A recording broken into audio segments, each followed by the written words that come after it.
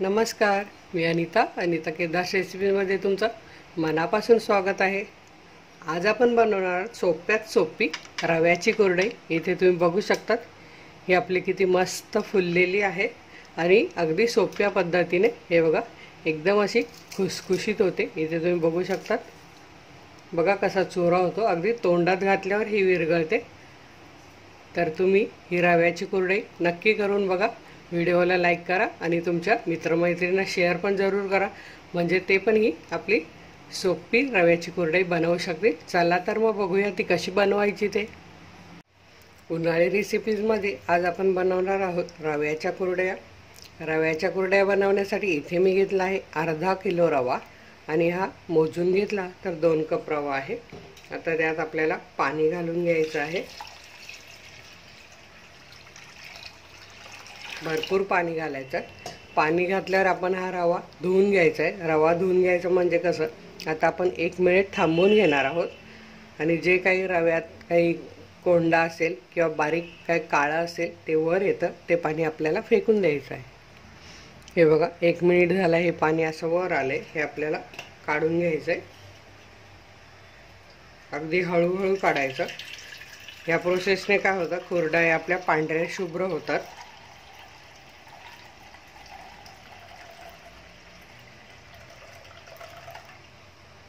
पुन्हा आपण यात पाणी घालून घेणार आहोत।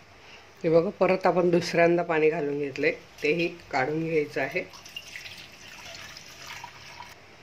तर हे बघा आपण हे पाणी भरपूर पाणी घालायचं आणि हा रवा आपल्याला 2 दिवस फक्त भिजवून घ्यायचा आहे।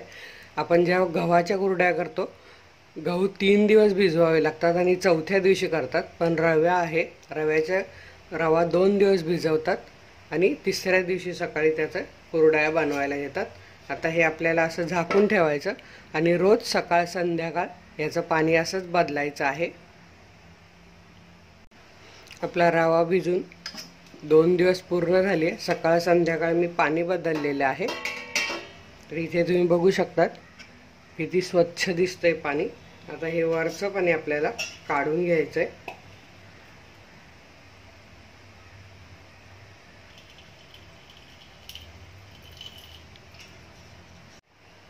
तर हे बघा आपण हे वरचं अगदी अलगदपणे पाणी काढून टाकायचं आहे।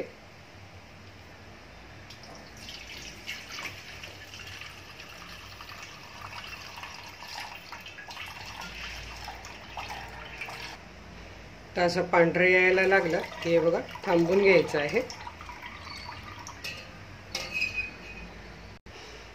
आता हा जो चीक राहिला आहे तो किती येतो मोजून घ्यायचा। तर तुम्ही या टोपाने मोजून बघितलाय, हा पाऊण टोप आहे, तर तेवढंच आपल्याला पाणी घालायचं आहे।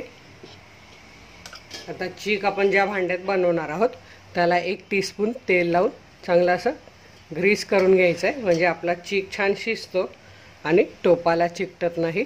तसेच लाटण्याला पण तेल लावून घ्यायचं आहे।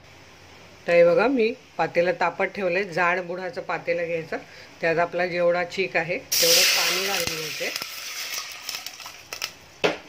पाण्यात आपल्याला चवीप्रमाणे मीठ घालायचं आहे, साधारण अर्धा टीस्पून मीठ लागणार आहे। वाटलं तर नंतर तुम्ही चीक आपण चेक करायचा बरोबर आहे की नाही आणि तसं मीठ घालायचं। पाण्याला छान उकळी येऊ द्यायची। पाण्याला छान उकळी येईपर्यंत आपण हे चीक छान हलवून घ्यायचा आहे, कारण तो खाली बसलेला असतो।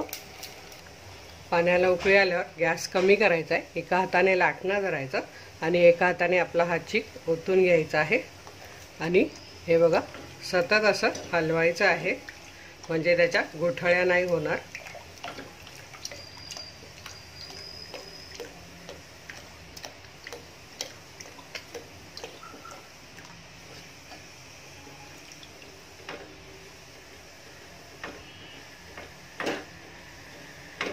असं सतत हलवायचं न थांबता।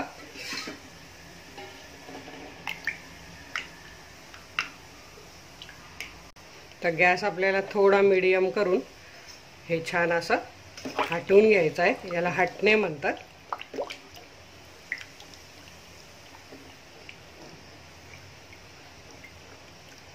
असं छान याचा गोळा होईपर्यंत आपल्याला सतत हटायचं आहे। हे बघा, लगेच आपल्याला कळतं खाली असा घट्ट घट्ट व्हायला लागतो, हाताला जड असं जातं, तरी असं छान हलवत राहायचं आहे. हे बघा, इथे तुम्ही बघू शकता केक बघा कसा घट्ट झालेला आहे. सतत असं हलवायचं आहे.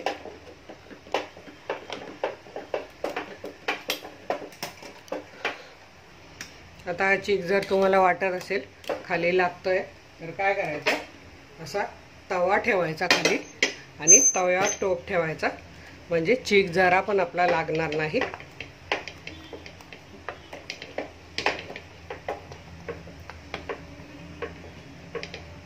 किती पांढरा शुभ्र दिसतोय तुम्ही बघू शकता. मस्त आपला चीक होतोय.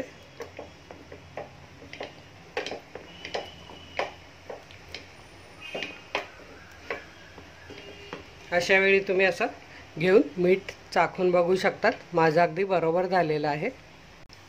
इथे तुम्ही बघू शकतात असा मस्त घट्ट गोळा तयार झालेला आहे.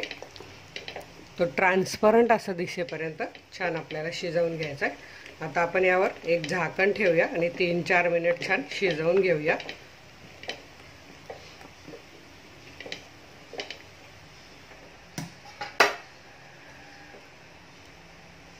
हे बघा, असं झाकण ठेवायचं आहे आणि 3-4 मिनिटांनी आपण बघूया आपला चीक शिजतोय. तोपर्यंत आपण हे बघा, मी इथे ही कुरडई करता ही जाड खोलची प्लेट घातलेली आहे सोऱ्यामध्ये. हा सोऱ्या आहे. आता आपल्याला याला तेल लावून घ्यायचं आहे. ताटालाही तेल लावायचं आहे आणि सोऱ्यालाही तेल लावायचं, म्हणजे ते आपलं चीक याला चिकटणार नाही. असं सगळीकडे ग्रीस करून घ्यायचं आहे. आता इथे तुमच्याकडे तुम्ही लाकडी पाटावर घालू शकतात किंवा कापडावर पण घालू शकतात. मी उन्हात नेऊन कापडावर घालणार आहे, पण आता तुम्हाला ताटात काढून दाखवते. आपला चीक पण ऑलमोस्ट शिजत आलेला आहे. झाकण काढूया आणि बघूया. बघा, चीक मस्त आपला शिजलेला आहे. एकदम परफेक्ट चीक झालेला आहे. आता आपण गॅस बंद करूया आणि हा चीक आपण सोऱ्यामध्ये घालून घेऊया. हे बघा, एका चमच्याच्या साहाय्याने आपण यात चीक असा भरून घेऊया.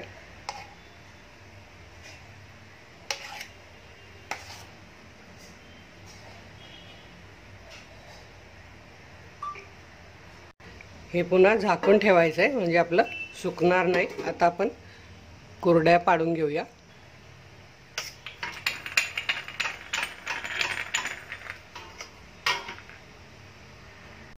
हे बघा, आपण अशा छानपैकी कुरड्या अशा गोल गोल फिरवत अशा गोल मस्त पाडून घ्यायच्या. पुन्हा हे असं उलटं फिरवायचं, म्हणजे परत येत नाही ते.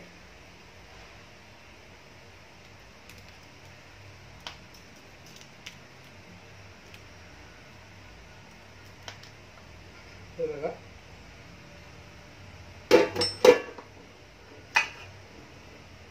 जवळून दाखवते किती छान कुरडई झालेली आहे.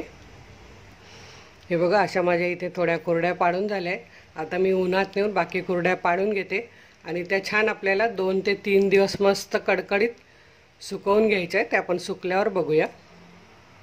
हे बघा, इथे तुम्ही बघू शकता 3 दिवस आपल्या कुरड्या छान सुकून झालेल्या उन्हात.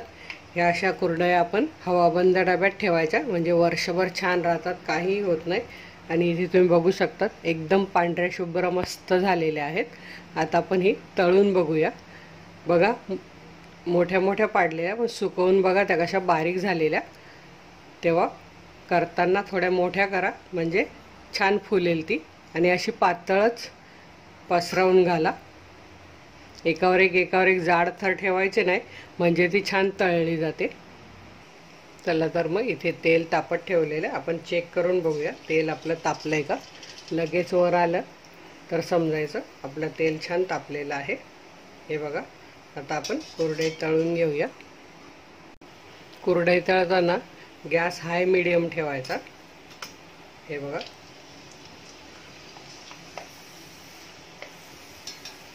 ते तुम्ही बघू शकता किती पांढरी शुभ्र दिसते आहे. अशाच आपण काही तळून घेऊया.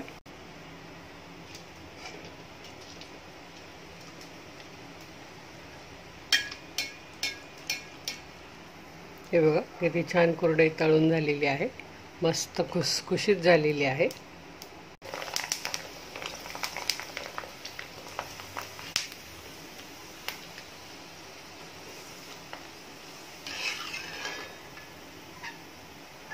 तेल निथळायला अशी कढईला उभी केली का गरम याने सर्व तेल निघून जातं। इथे तुम्ही बघू शकता मी आणखी एक कुरडई तळलेली आहे आणि किती छान फुललेली आहे। तर तुम्ही अशा या सोप्या पद्धतीने बनवलेल्या कुरडया नक्की घरी ट्राय करून बघा, नक्की बनवून ठेवा, म्हणजे आपल्याला मस्त जेवणाबरोबर पुरणपोळी बरोबर किंवा आमरसाबरोबर याचा आस्वाद घेता येईल। वेळात वेळ काढून माझा व्हिडिओ बघितला त्याबद्दल तुमचे खूप मनापासून धन्यवाद। अशाच माझ्या छान छान रेसिपी बनवा, खा आणि हेल्दी राहा। धन्यवाद।